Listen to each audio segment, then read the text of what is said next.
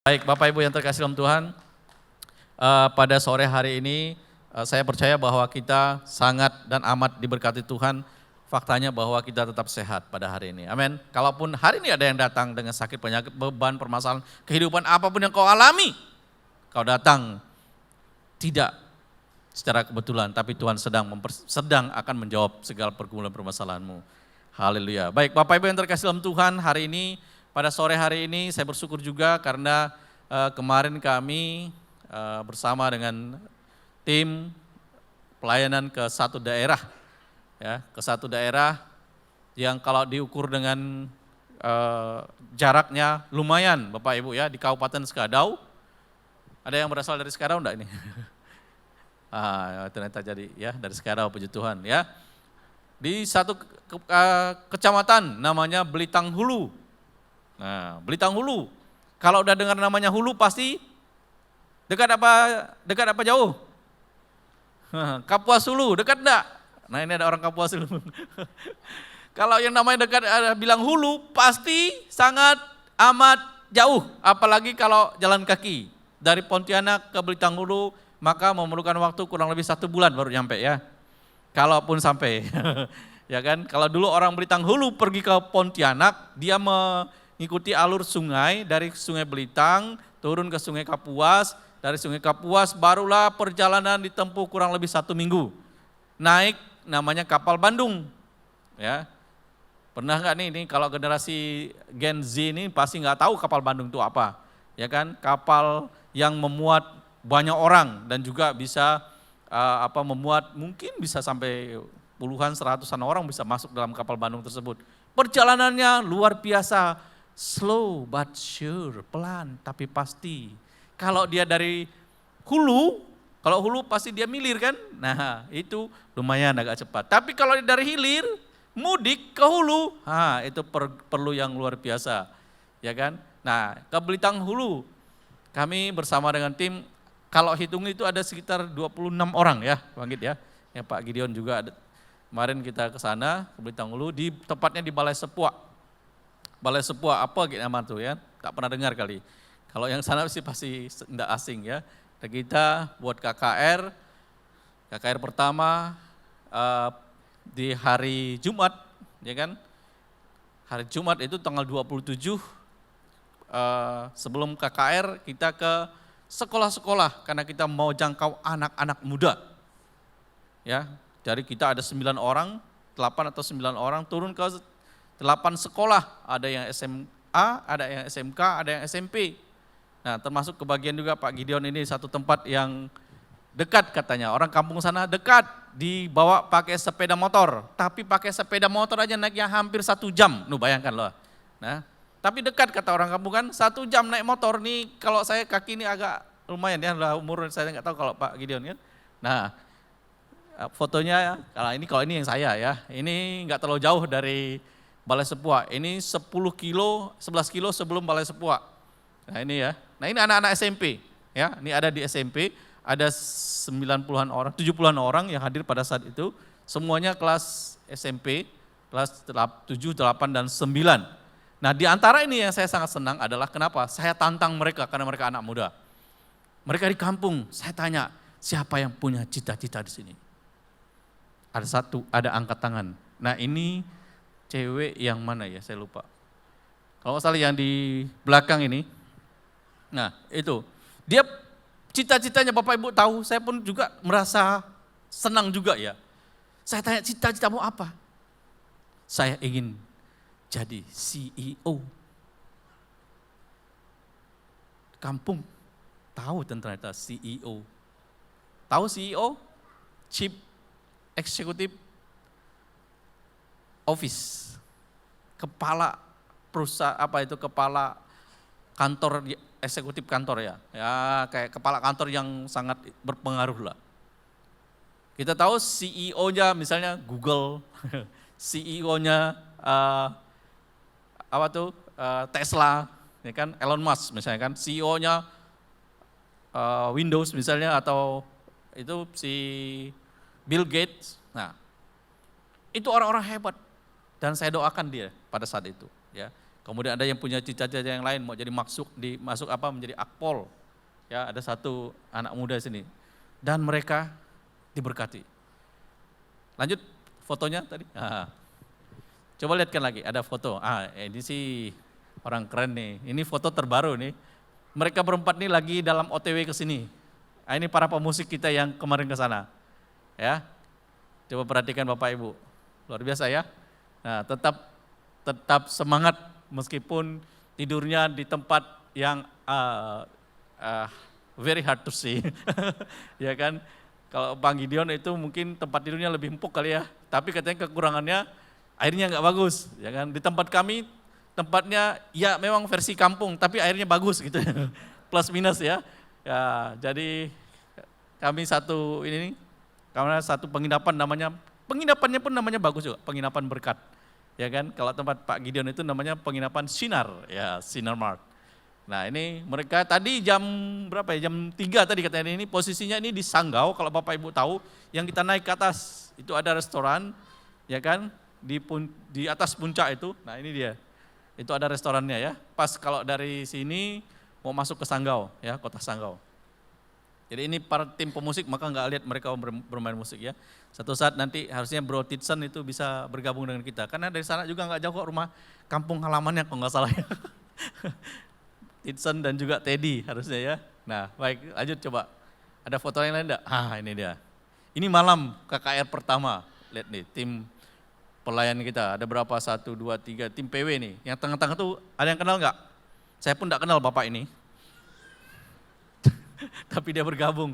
Di tulisan belakangnya tuh dia katanya ketua DAD Kecamatan Belitang Hulu. Ya. Nah ini kami foto setelah acara pencurahan Roh Kudus KKR ya. Itu memang berat sekali. Jadi kami berkumul Bapak Ibu. Bayangkan kita bawa alat musik lengkap dari sini ya enggak. Semuanya kita persiapkan. Dari pagi Hendra dan kawan-kawan ada, termasuk Bro Yusak, Niko, kemudian ada Kia juga nih, ada Kia sini, ada siapa lagi, itu udah mempersiapkan semua alat. Nah, lanjutkan lo fotonya, yang ini nggak usah lama-lama. Lihat bro, ada yang tahu nggak nih yang duduk siapa? Ini lagi berkumpul semua, lihat nih, yang hadir ini lumayan sih ramai, lagunya jingkrak-jingkrak, kita yang di luar jingkrak-jingkrak, mereka slow, nyaris nggak ada ekspresi, ya KKR loh kita, KKR, ya kan, KKR. Coba lanjutkan lagi fotonya, lumayan hadir kan, banyak nih hadir, semua anak muda semua yang hadir nih, SMA, SMK, SMP, waktu nyanyi itu Bapak Ibu. Mana ada yang apa ya, ini lagi nyanyi lagu apa ini kan, kalau yang pegang dada nih kayak lagi nyanyi penyembahan ya. Ekspresinya nggak ada. Sampai saya bilang Tuhan Yesus. Waktu dalam perjalanan kan lumayan juga tuh menuju ke Sungai Ayak nih, ke Belitang Hulu. Bahkan mobil penatua kita salah satunya tuh sampai melintang katanya. Saya sih nggak ikut dalam rombongan itu ya. Melintang, kemudian karena pada saat malam itu cuacanya hujan ya, menuju ke Balai Sepuak ya. Saya nginapnya di Sungai Ayak ya kan. Kalau ke sana itu pokoknya ada nama-nama yang enggak pernah kedengaran lah ya. Ke Sanggau, habis itu Skadau, ke Sungai Ayak, nyebrang, kemudian baru menuju ke Belitang Hulu yang namanya Balai Sepuak. Enggak ada ekspresi Bapak Ibu mereka nyanyi, enggak ada lompat-lompatnya ya kan. Itu pergumulan sampai Bro Johan itu dia tiup shofar, tiup sana lagi. Terakhir dia bilang dia masuk ke mobil, Tuhan Yesus, kita ini udah luar biasa. Bayangkan cuaca waktu itu hujan malam sebelumnya, pada saat itu sangat cerah. Semuanya udah running well semua, yang hadir nggak running, ya kan, bergumulan lah. Ya, Babe pun khotbah juga ala kadarnya kan, lampu juga nggak maksimal, kemudian mereka nyanyi seperti itu. Nah, tapi pada saat lagu terakhir yang Allahku dahsyat ya. Nah, Allahku dahsyat, di situ mereka mulai juga bisa berjingkrak-jingkrak. Ya, setelah ditantang juga, enggak ada fotonya. Lanjut foto terakhir ada enggak? Next. Selesai ya. Nah. Oh ya, sudah. Kalau nggak ada lagi boleh di-close. Nah, Bapak Ibu, tapi kita bersyukur, berterima kasih bahwa karena perjalanan kita ke Balai Sepuak itu lumayan, makan biaya juga oke. Bayangkan alat musik kita baru beli tuh, ya kan? Lagi di setting di sana, satu set alat musik tuh, seperangkat alat musik kita baru dicoba di sana. Itu lumayan tuh belinya, yang seperti Babe sampaikan kemarin ratusan juta, ya kan persiapannya. Dalam hati saya kita ini Tuhan udah banyak berkorban loh. Yang datang juga mengorbankan waktu ya kan, masing-masing. Mengorbankan biaya, harus macam-macam. Nah tadi malam tuh KKR healing ya kan. Dan informasinya ya, pada saat KKR hujan turun. Bapak Ibu bayangkan. Ini kan tadi kan di luar tuh. Tendanya cuman kecil doang. Pada saat hujan turun, pasti orang bubar ya enggak? Nah, malam-malam bubar lah. Tapi ya bersyukur, berterima kasih. Kuasa nama Yesus itu dahsyat. Dulu, sekarang, sampai selama-lamanya tidak pernah berubah. Jadi hujan yang ada di situ, Babe tolak dalam nama Yesus, ternyata setelah itu suasananya, cuacanya menjadi lebih baik. Dan mereka dapat memuji memuliakan nama Tuhan. Jadi sekitaran itu tidak ada hujan, tetapi di sebelah sana sininya tuh terjadi hujan. Ada mujizat Tuhan. Kita mau perlihatkan bahwa nama Yesus berkuasa atas cuaca, atas apapun.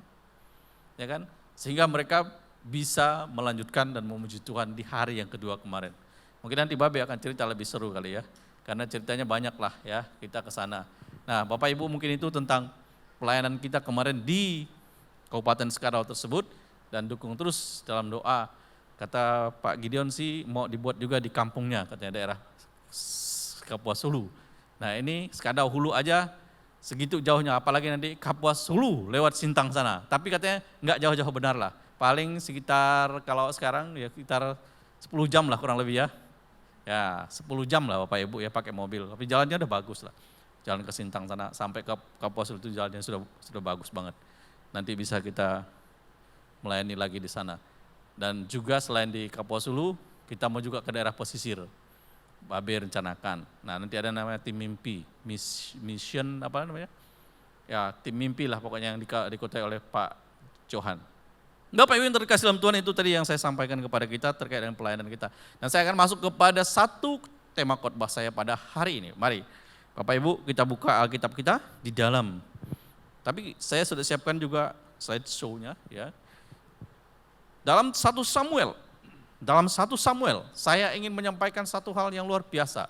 Di hari-hari ini, dalam minggu ini, kalau kita membaca, mendengar, baik itu di siaran televisi, di media sosial, ada yang di TikTok, Instagram, Facebook, kemudian di berita-berita yang lainnya, yang lagi heboh adalah seorang anak muda, ya kan, yang kemarin juga punya nama besar bapaknya, kemudian dia berpasangan akan menjadi cawapres. Nah seorang anak muda kan, tapi dia mendapatkan banyak komentar positif, komentar negatif. Lalu kenapa dia maju juga dia sampaikan. Tapi saya tidak bicara tentang itu. Tapi kita mau lihat di sini juga ada seorang anak muda. Ya kan, anak muda. Kalau Bapak Ibu lihat gambar ini, yang sekolah minggu pasti tahu. Ini adalah pertarungan antara siapa? Antara? Nggak ada yang tahu ya ternyata. Waduh Bapak Ibu di sini ini nggak ada yang tahu cerita ini. Ini pertarungan antara Bro Prapto dan Pak Sumadi. Bukan Bapak Ibu, ini senjatanya rahasia banget. Ini namanya si Daud melawan Goliat. Nah kita baca dalam satu ayat firman Tuhan. Nah kalau saya sangat concern terhadap Daud. Siapa Daud?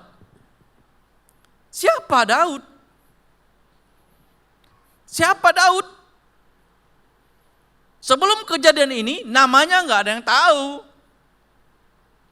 Jangankan nama sebelum kejadian dia mengalahkan Goliat ini, nggak ada yang tahu siapa itu Daud. Tapi sebelumnya sudah juga dalam kisah sebelumnya di mana Nabi Samuel Lele. Nama Lele itu ternyata nama yang luar biasa juga ya kan. Samuel itu udah mengurapi Daud, tapi ceritanya tidak panjang. Ya kan? Ketika pemilihan seorang raja, nah di antara 8 bersaudara, 7 yang lainnya itu sudah mau dipilih, ternyata tidak dipilih juga. Nah ada seorang yang dari hutan, dari belantara datang dan Tuhan berkenan kepada Daud. Dan dia diurapi menjadi seorang raja. Pada waktu itu, tapi dia belum menjadi raja. Nah kita lihat Bapak Ibu, siapa itu Daud? Kalau di Alkitab dikatakan Daud itu adalah seorang dari Efrata. Seorang dari Efrata, dari Bethlehem, dari Yehuda. Ya, dari Yehuda, bapaknya bernama Isai. Isai tidak ada yang tahu. Isai itu yang tahunya hanya si Samuel saja. Orang Israel pada waktu itu belum tahu. Di kerajaan yang dipimpin oleh seorang raja yang bernama Saul, Isai tidak ada yang tahu. Siapa Isai? Siapa Daud? Daud itu masih remaja. Nah, dikatakan bahwa suatu hari, satu kali, ternyata kalau kita ingin buat sejarah, ingin membuat satu kegerakan, tidak perlu buat banyak hal Bapak Ibu. Cukup kamu tampil satu kali, maka namamu tercatat dan dicatat oleh sejarah. Diceritakan dari waktu ke waktu sampai hari ini. Cukup dia buat satu perbuatan kehebatan yang dia tunjukkan. Ya, dia tampil menjadi seorang pahlawan bagi bangsa Israel. Ketika dia bisa mengalahkan Goliat. Dalam banyak tafsiran, Goliat itu digambarkan sebagai sesuatu permasalahan yang sangat amat berat. Saya katakan, dalam banyak tafsiran Goliat yang dikalahkan Daud itu adalah merupakan simbol, merupakan gambaran dari permasalahan, pergumulan, ketakutan yang sangat amat berat yang sedang dihadapi oleh bukan hanya satu orang, tapi oleh satu bangsa, satu kaum yang bernama Israel. Dan rajanya sendiri yang bernama Saul. Saul itu adalah orang yang gagah perkasa Bapak Ibu. Di antara bangsa Israel itu kenapa dia terpilih? Karena dia itu lebih tinggi, lebih gagah daripada yang lain. Tetapi ada satu pergumulan permasalahan yang dihadapi bukan hanya oleh Saul. Dan permasalahan ini bisa diselesaikan oleh seseorang yang bernama Daud atau David. Ya, dengan apa dia memecahkan permasalahan ini? Dengan apa dia bisa menyelesaikan permasalahan ini? Ya, Daud itu mengalami hinaan juga dari abang-abangnya. Dia anak yang paling kecil dibilang. Badannya masih kemerah-merahan. Umurnya mungkin 17-18 tahun atau 16-17 tahun diperkirakan. Pekerjaannya seorang gembala. Pekerjaannya itu menggembalakan kambing, domba. Dia yang dibawa terus untuk cari makan, cari rumput. Tapi Daud itu bukan orang yang hanya bekerja, sudah. Gembalakan ya gembalakan saja. Gembalakan domba ya sudah. Tanggung jawab saya, mau dombanya dimakan sama binatang buas, mau hilang, mau apa, dia gak mau tahu. Bukan seperti itu orangnya. Daud itu orang yang bertanggung jawab. Ya, dikatakan di Alkitab bahwa kalau ada binatang buas, kalau ada binatang atau hewan yang mau memakan kambing dombanya, maka dia berusaha melawan binatang buas itu. Gak seperti kita binatang buasnya. Sana itu ada singa, lion, ada beruang yang kadang-kadang mengincar domba-domba yang digembalakan oleh Daud itu. Dan Daud tahu bagaimana cara mengalahkannya. Satu-satunya senjata waktu itu yang dimiliki bukan senapan angin, bukan AK-48, ya kan? Bukan SSK, ya kan? Serbus sergap, ya kan? Dia hanya punya satu yang bernama apa nih, penggali alih, ketapel kita bilang, ya kan? Nah, ketapel zaman itu, tapi ya dia melatih satu keahlian yang dimiliki. Pada saat dia lagi santai, dia selalu berlatihan menembak. Latihan terus, bukan 1-2 kali. Seperti pemain bola itu latihan nendang gol, supaya bisa gol harus rutin. Seperti pemain badminton itu bagaimana smash, bagaimana. Dia latihan terus, latihan. Sampai kata Alkitab mereka itu bisa menembak dalam jarak 50 meter. 50 meter itu dengan penggali itu, sehelai rambut pun bisa kena. Ya, selagi masih kelihatan dia dengan kekuatan dia seperti itu. Ya, dengan batu dia latihan. Itu dia latih. Kalau dia latih itu dalam ilmu itu namanya dia perlu ilmu. Latihan itu harus ada ilmunya. Otak harus jalan, harus berpikir bagaimana, disiplin, terus melatih, tidak pernah putus. Ya kan? Sehingga pada saat pergumulan permasalahan yang dihadapi, momentumnya pas. Dia pernah mengalahkan singa, kata Alkitab bahwa Daud pernah mengalahkan singa. Bagaimana dia bisa mengalahkan singa? Apakah bertarung? Oh enggak, Bapak Ibu. Jangan pikirkan bahwa Daud itu mengalahkan singa itu dia berkelahi, bawa senjata pakai bedil, pakai senapan. Enggak. Dia tetap pakai penggali-gali itu. Jadi pada saat domba itu diterkam, kalau saya sering nonton itu namanya Net Geo. Perhatikan kelakuan singa betina biasanya yang paling suka berburu. Singa jantan itu berburu membantu kalau dalam keadaan mangsanya itu lebih besar. Nah, kalau singa itu menerkam binatang, maka dia akan tangkap di bagian lehernya nih. Semua leher. Kemudian dia cekik sampai pembuluh saluran pernapasan binatang itu tidak bisa bernapas. Itu memerlukan 3-5 menit barulah binatang itu betul-betul mati. Kalau betul langsung dicengkramnya atau digigit sama singa itu, apalagi domba digigitnya aja kayak gitu, maka perlu 3-5 menit. Dan biasanya binatang itu selalu tiarap untuk memastikan bahwa mangsanya akan mati. Nah, pada saat dia tiarap itu berarti ini kepalanya ini ada di bawah. Maka Daud akan menetepel dia tepat di kepalanya singa. Siapapun di dunia ini, binatang apapun termasuk kita, kalau kena kepala bocor pasti mati. Kan seperti itu kan? Jadi Daud itu bukan pakai pisau bunuh, bukan pakai tombak bunuh singa itu, enggak. Dia tetap pakai ketapel juga. Jarak 10 meter dengan kecepatan, dengan kekuatan dia, ada batu yang lebih keras menghajar kepala singa itu mati. Makanya di Alkitab bahwa saya mengambil domba itu dari mulut singa. Ya, domba tadi yang tidak berdaya lagi di mulut singa itu, setelah kepala singa pecah, maka diambil, dia buka seperti itu. Dan dia katakan, saya pernah membunuh beruang dan singa. Maka kata Daud, itu bangsa yang tak bersunat, aku akan datang. Meskipun Daud ini sebelum ini kan dilecehkan sama abang-abangnya. Apa kau ini anak kecil, kau jaga aja 3 ekor singa tuh katanya. Itu dilecehkan dia. Kamu ini kau ini kan cuma petugas. Kau ini petugas jaga domba, ya kan? Kamu belum berpengalaman, kamu ini masih ingusan. Kira-kira kayak gitu kan. Kamu ini nanti kualat, ya, belajar dulu sana. Nah, ini kata-kata juga yang menyakitkan buat Daud sebenarnya. Saya mau buktikan dengan kata-kata kalian itu tidak benar. Saya bisa melaksanakan.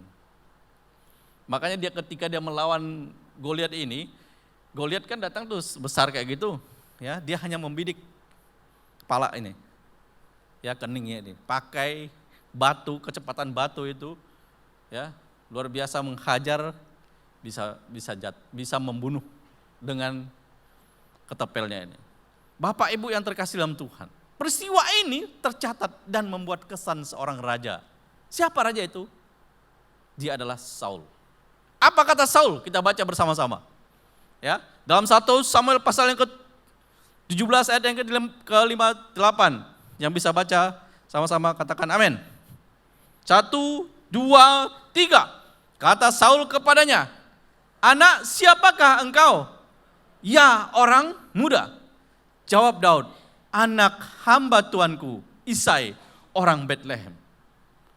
Saya berkali-kali baca ayat Alkitab ini Bapak Ibu, enggak terkesan, tapi ketika satu kali saya perkataan Saul kepada seorang apa? Anak muda. Siapa di sini anak muda? Masih anak muda? Yang enggak anak muda itu umurnya 70 tahun Bapak Ibu ya. Kalau di bawah 70 tahun itu masih muda. Kalau kalian masih muda, orang muda. Ya kan? Saul bilang, "Siapakah engkau orang muda? Hari ini siapakah engkau anak muda? Siapa engkau?" Kalau nanti Pak Jokowi datang ke sini, cari anak muda, tanya, "Siapa engkau anak muda?" Ya kan? Tapi harus ada kreatif, harus ada ciptaan, harus ada sesuatu yang dibuat. Sehingga membuat seorang raja itu bertanya, "Siapakah engkau anak muda?" Apa Saul enggak kenal sama Daud? Dalam percakapan ini Saul sudah tahu Daud itu. Karena kan sebelumnya dia udah datang tuh, minta sebelum dia bertarung itu, dia minta perlengkapan perangnya Daud, perlengkapan Saul dikenakan sama si Daud. Justru Daud enggak bisa bergerak dengan perlengkapan perang yang punya Saul itu. Tetapi di ayat yang ke-58 ini kenapa ditanya lagi? Waktu itu dia bilang sama kepala pasukan yang bernama Abner, "Hei Abner, kau lihat tuh siapa anak muda itu?" Di hadapan Abner, di hadapan panglimanya dia bilang, biar didengar juga sama telinga si Abner. Ini kadang-kadang orang yang merasa senior, orang yang merasa udah lebih tua, lebih hebat, berpengalaman, enggak mau dengar nih anak muda. Saul tuh kasih tahu sama Abner panglimanya, "Hei, Ner, kau dengar enggak? Siapa itu anak muda? Siapa dia? Dari keturunan mana? Apakah bangsawan?" Oh enggak. Dia bilang, "Saya ini adalah dari Efrata asalnya Daud. Ya, nama bapak saya Isai tidak terkenal pada waktu itu Bapak Ibu. Nah tapi karena Daud, maka Isai menjadi terkenal dan dikenal. Dan Saul tahu Isai. Isai itu orang tua, punya 8 anak laki-laki. Dia sudah tua, ya. Tapi selama dia hidup tidak ada yang kenal sama dia. Lalu anak muda ini memperkenalkan bapaknya. Karena perbuatan yang luar biasa yang dibuat oleh Daud. Siapa kita? Siapa Soekardi? Tidak ada yang kenal kalian sebelumnya. Siapa bapak saya? Tidak ada yang juga kenal sampai sekarang. Soekardi ini dari Kampung Nangka namanya, Kecamatan Menjalin, Kabupaten Landak, Provinsi Kalimantan Barat, negaranya Republik Indonesia. Ya kan? Bapaknya kalau saya sebutkan, bapak saya sudah meninggal 3 tahun yang lalu Bapak Ibu. Pada tanggal 6 Februari 2020. Kalau saya sebutkan tidak ada yang kenal. Tapi kalau nanti Pak Jokowi bilang sama saya, karena saya perbuat sesuatu yang sangat dahsyat, luar biasa bagi bangsa ini, mungkin bagi IKN temuan yang saya temukan, atau sesuatu yang, maka dia akan tanya, siapa Soekardi? Apakah ada kaitannya dengan Soekarno? Saya akan bilang, iya betul Pak Jokowi, Soekarno itu adalah abang saya yang kesekian, karena kami sama-sama marga Sukar. Dia Soekarno, saya Soekardi. Enggak ada Bapak Ibu ya, bukan. Ya kan? Enggak ada yang kenal. Tetapi kalau saya buat sesuatu menggoncangkan dunia, Bapak Ibu tahu Alan dan Susi? Nih, ada yang tahu, ada yang kenal enggak Alan dan Susi? Alan Budi Kusuma dan Susi Susanti. Itu adalah pemain sepak bola Indonesia. Hah? Pemain suami istri, akhirnya mereka yang pertama mengukir sejarah, itu orang Tionghoa. Dan dia punya raket namanya Aztec, Alan Susi Teknologi. Ya sekaligus endorse gak apa-apa lah. Nanti siapa tahu si Alan juga dengar kan, ada yang khotbah Pak Soekardi, kasihlah royalnya kan, royaltinya kira-kira gitu. Pemain bulu tangkis Bapak Ibu peraih medali emas pertama Republik Indonesia tahun 1992. Ini anak-anak ada yang belum lahir kali ya. Mungkin bapak-bapak ini baru pada pacaran kali ya. Tapi suka juga nonton bulu tangkis di televisi yang 14 in kali pada waktu itu kan. Yang masih ada, sudah berwarna sih, disiarkan ya. Nah, Alan Budi Kusuma dan Susi Susanti itu adalah peraih medali emas di Olimpiade. Itu pesta olahraga terbesar, terdahsyat di seluruh dunia, ya kan? Dan kali itu adalah Indonesia bisa menyumbangkan medali emas. Ya kan? Siapa Susi akhirnya ditahu? Oh, dia orang Tasikmalaya. Siapa si Alan? Oh, dia dari Jawa mana ya? Saya lupa juga. Ya kan? Langsung Presiden Soeharto pada saat itu memberikan apresiasi, ya kan? Dan dia mendapatkan penghargaan yang luar biasa. Dikenal, terkenal, dicatat dan tercatat namanya. Ya, itu Alan dan Susi. Dia mungkin terinspirasi dari kisah Daud ini kali ya. Permasalahan Indonesia setiap kali Olimpiade gak pernah dapat medali emas. Bayangkan Bapak Ibu. Setiap kali ikut Olimpiade, selalu gak ada. Nah, ternyata berdua ini sekarang juga kalau salah ada pelayanan juga ya. Juga pelayanan kedua ini. Anak Tuhan juga. Ya, Alan dan Susi. Nah, siapa kita? Siapa Bapak Ibu? Siapa nama ayahmu? Jadi kalau saat ini ayahmu mungkin tidak punya nama besar. Nah, tetapi buatlah nama ayahmu menjadi besar karena dirimu. Kita mungkin, ayah kita, orang tua kita bukan seperti Yudhoyono misalnya kan. Nah, maka ada anaknya bawa nama Yudhoyono, kan besar seperti itu kan. Nah, tetapi karena bapaknya udah besar dulu, dia nggak besar-besar juga ya kan, belum besar sama saya. Siapa tahu nanti besar juga. Ya, Soeharto dulu nama besar, tetapi anak-anaknya nggak juga besar. Nah, tapi yang memang bagus itu adalah Soekarno, tadi saya bilang. Dia sudah besar, anaknya juga Megawati Soekarno Putri itu kan juga lumayan nama besar. Ya, kita kan turun lagi kepada anaknya Puan, kan besar juga. Nah, tapi kita tidak punya nama besar seperti itu orang tua kita. Bisa enggak orang tua kita bisa menjadi besar? Ya, namanya menjadi besar karena perbuatan kita. Lanjut Bapak Ibu. Satu lagi pertanyaannya. Next. Dalam 1 Samuel pasal yang ke-17 ayat yang ke-5-6. Ya kan? Apa kata Saul, raja bangsa Israel pada waktu itu? Kemudian raja berkata, apa dikatakan? Tanyakanlah, anak siapakah orang muda ini? Saul itu sampai penasaran sama si Daud. Anak siapa dia? Coba tanya kiri kanannya, kamu anak siapa ya?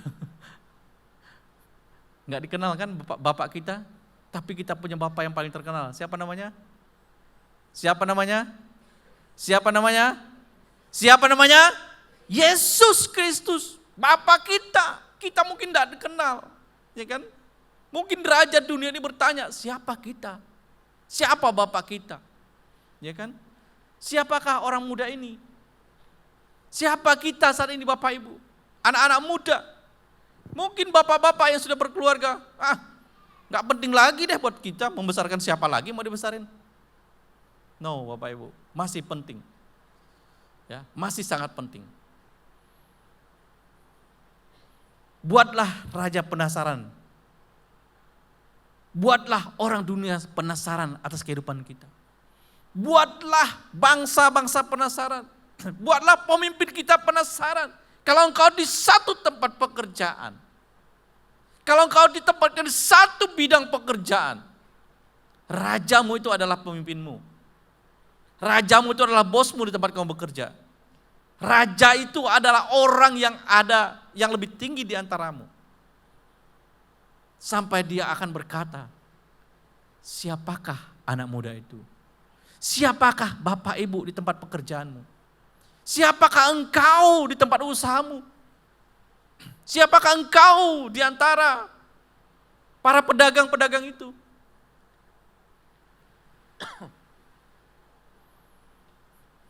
Bapak Ibu yang terkasih, saya ini pendeta, pegawai negeri juga. Ya, punya yang lain juga, pekerjaan yang lain juga. Saya ingin membuat pimpinan saya akan bertanya, siapa Soekardi? Makanya saya persiapkan diri. Suatu saat ketika waktunya tiba, ya kan? Mereka akan bertanya, siapa Soekardi? Siapa ayah Soekardi? Mereka akan, ya bapak saya nggak perlu dibesarkan lagi karena dia sudah ALM kan, almarhum. Sudah. Tapi nanti anak saya, orang lain akan bertanya, siapa anak saya, siapa bapaknya, kan gitu ya. Kalau anaknya pinter, ini kan ibu-ibu atau kita sudah bilang, anak siapa dulu bapaknya, kan gitu kira-kira. Bapaknya ini mau cari-cari nama besar sama anaknya, ya kan. Nah, Bapak Ibu yang terkasih dalam Tuhan, dalam kehidupan kita, anak-anak muda siapapun kita, buatlah raja itu sampai penasaran. Tadi saya katakan, siapa itu raja? Kalau engkau bekerja di satu perusahaan, bosmu itu adalah raja. Kalau engkau bekerja di satu pemerintahan, maka pimpinanmu itu adalah raja. Kalau engkau bekerja dengan orang lain, maka itu adalah raja buatmu. Buatlah dia penasaran siapa diri kita dengan perbuatan yang baik. Dengan kita bisa menciptakan, membuat, menyelesaikan satu permasalahan. Bisa enggak Bapak Ibu? Bisa, sangat bisa. Daud bisa menyelesaikan permasalahan bangsa yang besar sehingga Raja Saul terkesan sampai dia harus bertanya, siapa anak itu? Siapa dia? Padahal dia sudah tahu itu Daud. Tetapi kenapa dia ucapkan lagi ini kepada Abner, panglima perang, orang yang sok tahu, yang sok berpengalaman, yang sok macam-macam itu. Itu artinya dia ingin menegaskan bahwa anak ini memang hebat. Dia dipakai dan diurapi. Ya tentu itu karena kehebatan dia. Daud itu adalah orang yang punya integritas. Terakhir satu lagi. Siapa kamu dan siapa ayahmu? Jadi buatlah orang tua kita menjadi besar.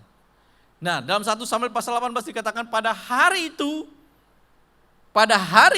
kita baca sama-sama. Saul membawa dia itu adalah Daud, dan tidak membiarkannya pulang ke rumah ayahnya. Apa maksudnya dari ayat ini Bapak Ibu? Ketika Daud sudah bisa menyelesaikan satu pergumulan permasalahan satu bangsa, dia mendapatkan apresiasi, mendapatkan yang dia tidak pernah pikirkan. Dia sekarang bersama-sama dengan Raja Saul. Artinya ada upahnya, ada berkat yang luar biasa, ada sesuatu. Ada yang kalau kita punya sesuatu bisa menyelesaikan satu pergumulan permasalahan, maka raja itu terkesan. Kalau raja terkesan dan dia berkesan kepada kita, dia buatnya kita menjadi bagian dalam kerajaan itu. Kalau kita berada dalam sebuah kerajaan itu, maka berarti kita punya berkat yang luar biasa. Punya posisi. Umur 17 tahun, apakah bisa jadi seorang panglima? Belum dia, maka masih ada ujian banyak nih si Raja Daud. Daud ini kan, ketika dia habis mengalahkan Goliat, memang dia menjadi bagian daripada kerajaan. Diambil oleh Saul, tidak lagi dibiarkan pulang ke rumahnya. Itu artinya apa Bapak Ibu? Dia dijadikan bagian dari timnya Saul. Udah masuk dalam kerajaan. Kalau sekarang ini udah ditinting lah. Kira-kira dia akan jadi menteri apa kira-kira gitu ya. Nah, tapi karena Daud masih muda, pada waktu itu masih belasan tahun, dia dilatih terus. Bahkan kan dijanjikan sama Raja Saul akan menikahi anaknya, tapi tidak langsung ya, karena memang perlu proses. Sehingga Daud itu dilatih terus, dikirim ke medan perang pada saat jadi tim itu. Tapi ketika dia memimpin sebuah pasukan, ya kan, karena dia punya iman dan punya ilmu, keimanan dia terhadap Tuhan itu luar biasa. Perkataan itu perkataan yang menguatkan. Sampai dia katakan sama Goliat, kau Goliat bangsa yang tak bersunat, kau datang dengan pedang, tapi aku datang dalam nama Tuhan. Ya kan? Engkau yang kau lawan ini adalah Tuhanku. Itu perkataan iman, itu iman yang luar biasa, itu iman yang dahsyat. Tetapi juga dia punya ilmu. Tadi dia ilmunya untuk belajar ketapel itu, ya kan? Simple sebetulnya. Tapi itu bisa membunuh. ya kan? Dan dia punya ilmu, dia asah terus. Sehingga Raja Saul setelah itu ketika dia menjadi bagian di dalam kerajaan itu, dia kirim terus Daud untuk berperang. Dan setiap kali berperang, Daud ini selalu menang. Berarti ada karisma, ada kepemimpinan juga. Karisma kepemimpinan itu enggak datang tiba-tiba, itu perlu ilmu, perlu teknik, perlu belajar.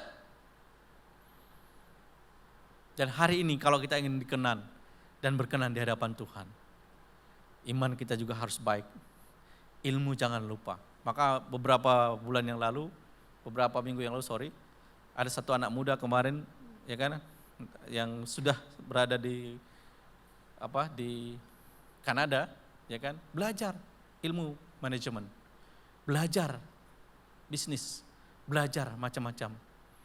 Ilmu itu sangat penting, berbarengan dengan iman, supaya dua-duanya jalan. Anak-anak Tuhan itu punya iman dan punya ilmu. Kalau dua-duanya jalan, pasti diberkati Tuhan, pasti menjadi berkat bagi banyak orang. Ya, sehingga kita bisa memperbesar nama orang tua kita, nama keluarga kita.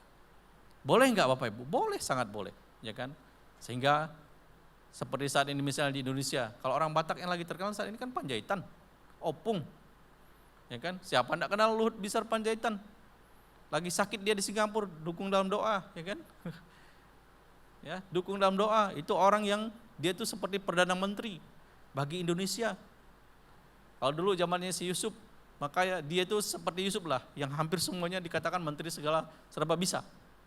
Anak Tuhan, ya, percaya Tuhan, ya kan, integritasnya luar biasa, mantap, ya. Nah, kita mau supaya nama keluarga kita, kalau kita dalam Tuhan, ada Jesus Christ di belakang kita. Siapa yang dipercayanya? Siapa yang dia yakini agamanya apa? Oh, dia anak Tuhan, pantaslah dia seperti itu. Maka ketika orang memuji kita, memuji siapa di belakang kita, berarti nama Tuhan yang dipermuliakan. Ada amin? Baik Bapak Ibu yang terkasih dalam Tuhan, mari kita bangkit berdiri dan kita akan mengakhiri ibadah kita. Tuhan Yesus baik buat kita semuanya. Dia baik. Mungkin engkau tidak punya nama besar, ya. Engkau tidak lebih besar, saya juga seperti itu. Ya, orang tua kita tidak besar, mari kita perbesar nama siapa di belakang kita. Di belakang Filemon Adisukar itu ada Yesus Kristus, maka kita perbesar yang itu. Di belakang Jamain itu ada nama Yesus Kristus. Jangan direndahkan nama Yesus Kristus. Harus dia yang lebih besar. Orang akan bertanya, dia orang Kristen. Dia percaya Tuhan. Dia percaya Yesus. Tetapi sebaliknya kalau engkau berbuat jahat. Tetapi sebaliknya kalau engkau perbuatanmu itu mempermalukan nama Bapa kita. Yang di belakang kita yang kita percaya. Apa Tuhan gak sedih? So, malam ini Bapak Ibu, perbesarlah nama yang ada di belakang kita. Mungkin kita gak besar, tapi kita bisa perbesar nama Yesus melalui tingkah laku kita, perbuatan kita. Kita hadir di satu tempat memberikan solusi, memberikan jalan keluar. Jangan kehadiran kita gak dinantikan orang. Jangan kehadiran kita dihindari orang. Seharusnya kehidupan kita itu ketika kita nggak ada dinanti-nantikan. Pada saat kita hadir di situ memberikan kesejukan, memberikan solusi. Kata-kata kita memberikan motivasi kepada orang-orang di sekeliling kita. Tingkah laku kita ditiru sama mereka karena kebaikan kita. Supaya apa? Seperti Daud tadi, akhirnya Isai dikenal oleh Raja Saul. Supaya apa? Kalau kita baik, saudara-saudara baik hari ini, ada Yesus Kristus di belakang kita, orang kenal dia percaya Tuhan Yesus. Gerejanya di Mazmur 21, di dekat Kapuas Palace. Yang lompat-lompat nyanyinya kan kira-kira gitu ya. Orang tahu, oh iya betul, luar biasa. Jangan sebaliknya. Haleluya, Yesus, terima kasih.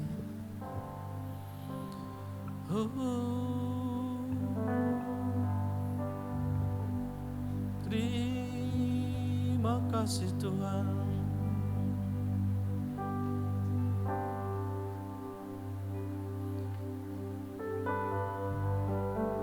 Yesus, kami puja,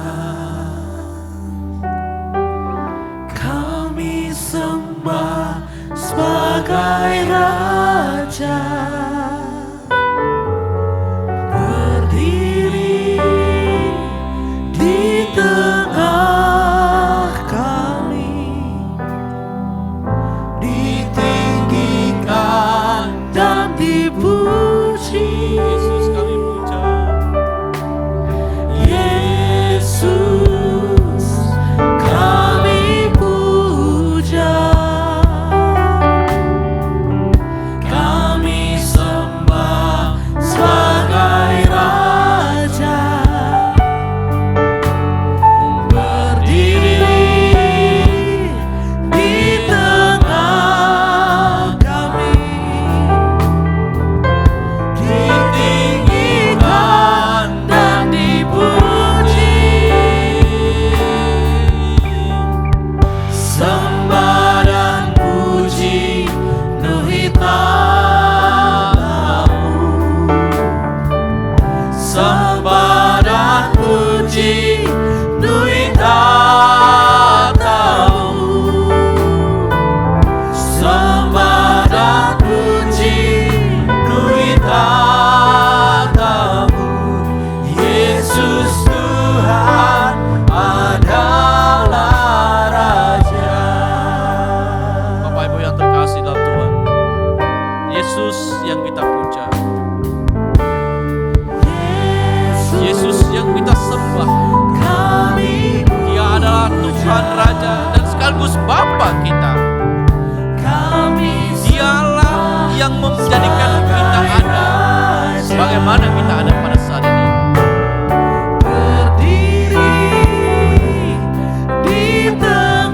Dia selalu berada di tengah kita. Kemanapun kita pergi, kita mau Dia ditinggikan karena perbuatan baik kita.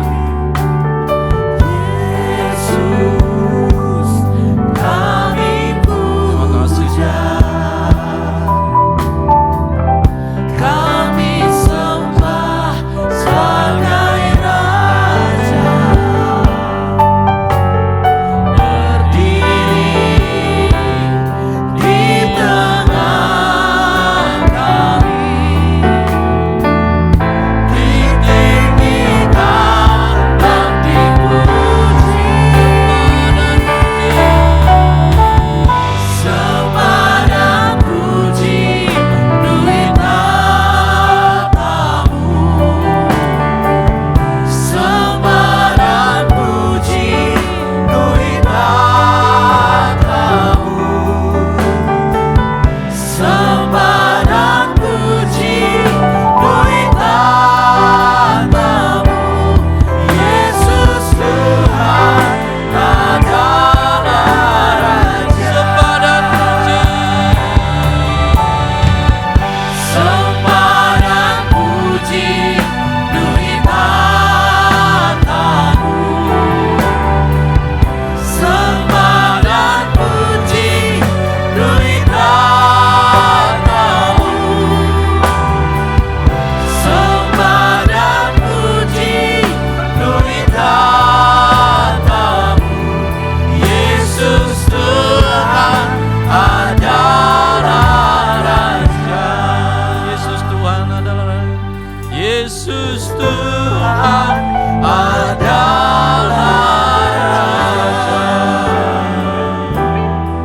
Yesus Tuhan adalah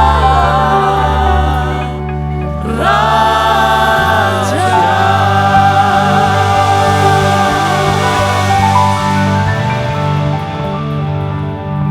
Apamu telah selesai menyampaikan firman Tuhan, kami belajar kepada satu orang yang bernama Daud. Siapa Daud? Siapa kami? Siapa saya? Siapa saudara? Siapa di belakang kita?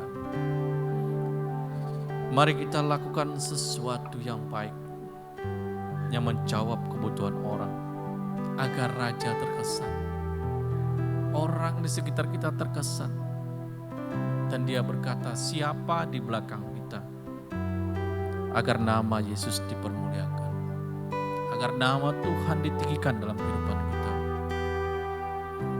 Terima kasih Tuhan Yesus, malam hari ini kami diajarkan kehidupan kami meskipun muda, anak muda yang berpengaruh, anak muda yang terpilih dan dipilih untuk menjawab segala kebutuhan-kebutuhan dunia yang membutuhkan kami pada saat ini.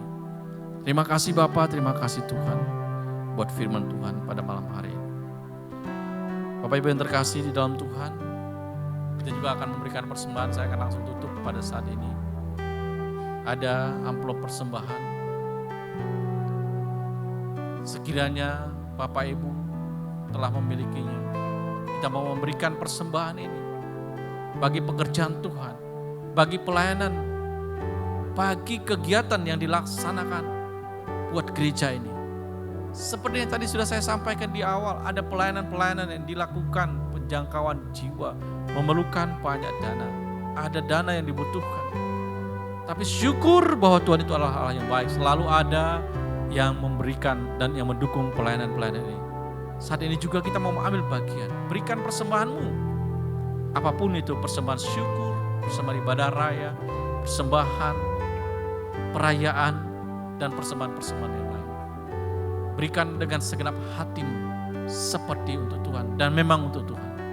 Angkat persembahan ini dan kita berdoa. Bapa di surga, persembahan kami berikan dengan segenap hati kami. Karena kami percaya sumber segalanya adalah dari Tuhan yang memberkati kami. Kami berikan dengan penuh rasa syukur kami. Bukan karena keterpaksaan, bukan karena rutinitas, bukan karena kebiasaan, tapi karena adalah rasa cinta, rasa syukur, rasa kasih kami kepada Tuhan yang terlebih dahulu memberkati kami. Kami berikan dalam nama Tuhan Yesus. Bapak Ibu yang terkasih dalam Tuhan, ibadah kita sudah selesai. Marilah kita pulang. Marilah kita kembali ke tempat kita masing-masing.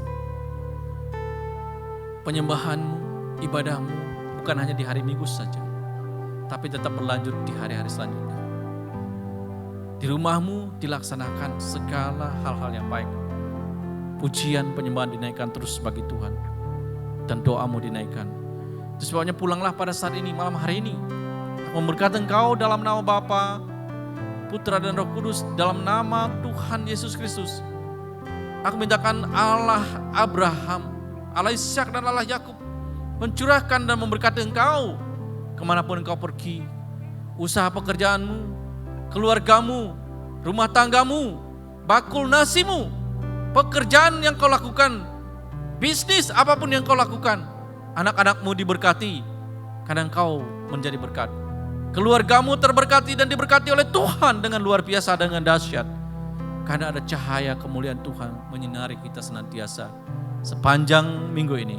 Sampai Maranatha Tuhan Yesus datang yang kedua kali. Pulanglah, terimalah berkat Tuhan ini dalam nama Tuhan Yesus. Yang percaya katakan, amin. Selamat hari Minggu, Tuhan Yesus memberkati.